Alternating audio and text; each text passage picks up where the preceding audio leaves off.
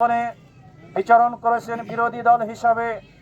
তারা আমরা কেউ মুখ খুলে কথা বলতে পারিনি, এক জায়গায় দুইজন লোক দাঁড়াতে পারিনি।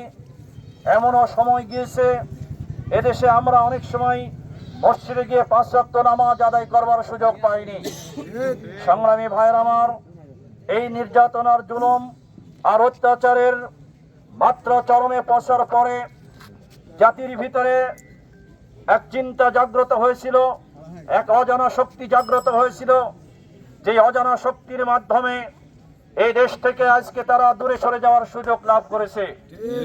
পৃথিবীর ইতিহাস সাক্ষী, বাংলাদেশের যে ঘটনাটি ঘটেছে একমাত্র সেই সময় পাক ভারত উপমহাদেশের রাজা লক্ষণ সেন সেই সময় পিছন দরজা দিয়ে ভেগে পালিয়ে গিয়েছিল। এই নজির পরবর্তীতে আর কোথাও দেখা যায় নাই। আমাদের বাংলাদেশে সেই নজির আমরা লক্ষ্য করেছি। সংগ্রামী ভাইয়ের আমার, আগামী 12 তারিখ জামাত ইসলামী সহ এদেশের রাজনৈতিক দলগুলো নির্বাচনে অংশগ্রহণ করেছে। জামাত ইসলামীকে আপনারা আগ থেকে জানেন এবং চিনেন।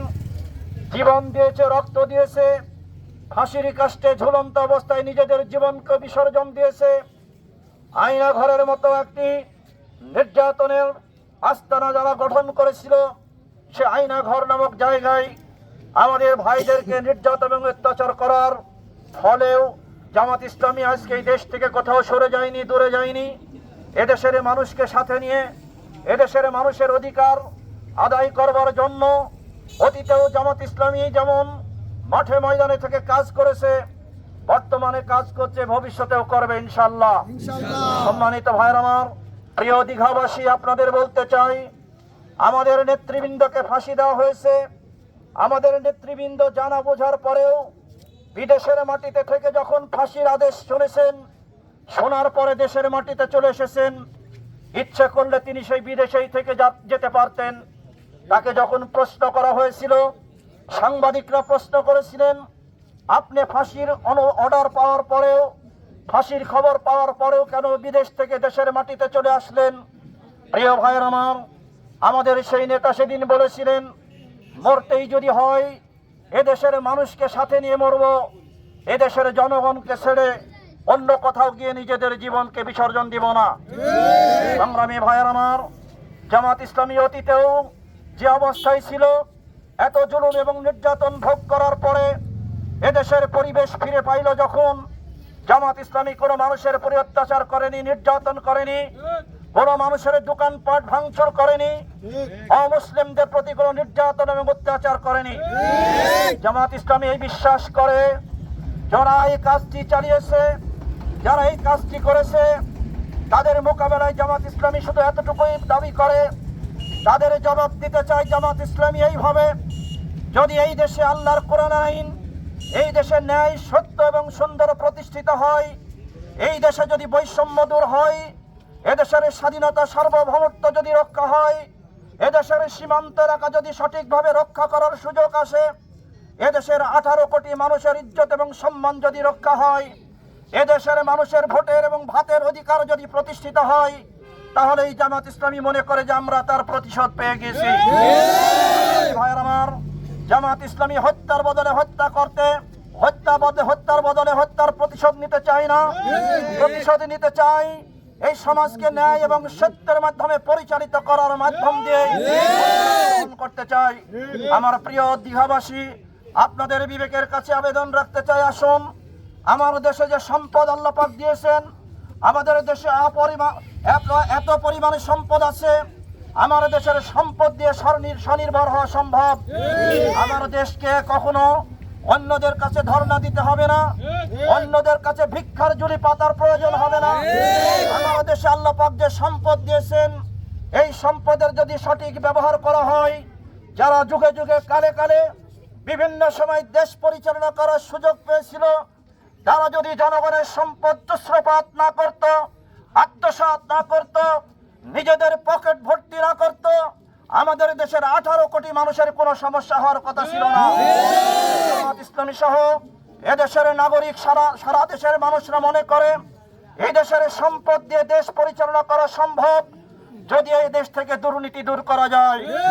সম্মানিত ভাইয়ের আমার দেশের সম্পদ আমরা আমাদের দেশে রাখতে চাই, আমাদের সম্পদকে আমরা বিদেশে পাচার হতে দিতে রাজি না। আমার পার্শ্ববর্তী দেশ থেকে আমার দেশের যুব সমাজের চরিত্রকে নষ্ট করবার জন্য নেশা বলতে যে সমস্ত দ্রব্য বোঝায় সমস্ত কিছু আমার দেশে পাচার করা হয় আমার দেশের যুব সম্প্রদায়কে ধ্বংস করার জন্য। সম্মানিত ভাইয়ের আমার দেশটাকে মাথা বিক্রি করা হয়েছে, বারবার দুর্নীতিতে বাংলাদেশ চ্যাম্পিয়ন হয়েছে। আমরা ওই বাংলাদেশ দেখতে চাইনি, ওই বাংলাদেশ আবার দুর্নীতিতে বিশ্বের বুকে চ্যাম্পিয়ন হবে, সে ধরনের বাংলাদেশ আর আমরা দেখতে চাই না। আমরা এমন বাংলাদেশ দেখতে চাই যে বাংলাদেশ মাথা উঁচু করে দাঁড়াবে, এদেশের 18 কোটি মানুষের 36 কোটি হাতকে কর্মের হাতে পরিণত করবে। ভাইয়ের আমার, সীমান্ত এলাকায় পাখির মতো হত্যা করা হয়েছে আমার দেশের মানুষকে। আমার দেশের সীমান্ত এলাকায় যে সমস্ত মানুষগুলো মারা হয়েছে আজ পর্যন্ত তার কোনো বিচার করা হয় নাই। এদেশের সাংবাদিকদেরকে হত্যা করা হয়েছে, সেই সাংবাদিকদেরকে এখন পর্যন্ত কোনো বিচার করা হয় নাই। প্রিয় ভাইয়ের আমার, আপনারা লক্ষ্য করেছেন গত 24শে জুলাই অভ্যুত্থানের পরে লুটতরাজ হয়েছে, চাঁদাবাজি হয়েছে, মানুষের ব্যবসা প্রতিষ্ঠানকে ধ্বংস করা হয়েছে, মানুষকে জিম্মি করে মিথ্যা মামলা দিয়ে হয়রানি করা হয়েছে, আবার টাকার বিনিময়ে জামিন করা হয়েছে। আমরা সেই ধরনের পরিবেশ আর দেখতে চাই না। আজকে বলা হচ্ছে আমাদেরকে নতুন করে রাজাকার, আমাদেরকে বলা হচ্ছে পাকিস্তানের দালাল। আমরা পরিষ্কার বলতে চাই প্রিয় ভাইয়ের আমার, আপনারা যারা নতুন করে আমাদেরকে রাজাকার বলছেন, আপনারা মনে হয় ভুলে গেছেন গত জুলাইয়ে সারা দেশের 18 কোটি মানুষ নিজেরা রাজাকার সেজেছে। এই টোপ দিয়ে আর জাতিকে বিভ্রান্ত করা যাবে না।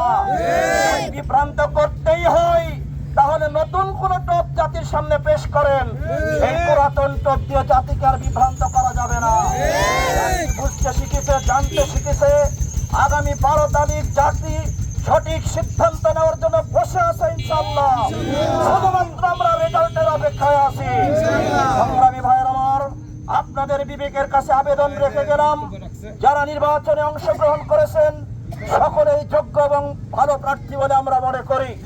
বাংলাদেশ জামাত ইসলামী পক্ষ থেকে বাঘা, চারঘাট, রাজশাহী 6 আসনের জন্য প্রিন্সিপাল নাজমুল হক সাহেবকে আপনাদের সামনে আমরা উপস্থাপন করছি। যদি আপনাদের বিবেকে ধরে, বিভিন্ন দল দেখেছেন, অতীতে শাসন দেখেছেন, সব মিলে যদি আপনাদের বিবেকে সাই দেয় যে একটিবারের জন্য জামাত ইসলামীকে দায়িত্ব দিয়ে দেখি তারা সত্যিকার অর্থে কোনো লুটতরাজ করে কিনা। বলতে চাই প্রিয় ভাইয়ের আমার, আপনাদের ভোটে নির্বাচিত হয়ে 2014 সাল থেকে 18 সাল পর্যন্ত উপজেলা চেয়ারম্যান হিসেবে আপনাদের দায়িত্ব পালন করেছি।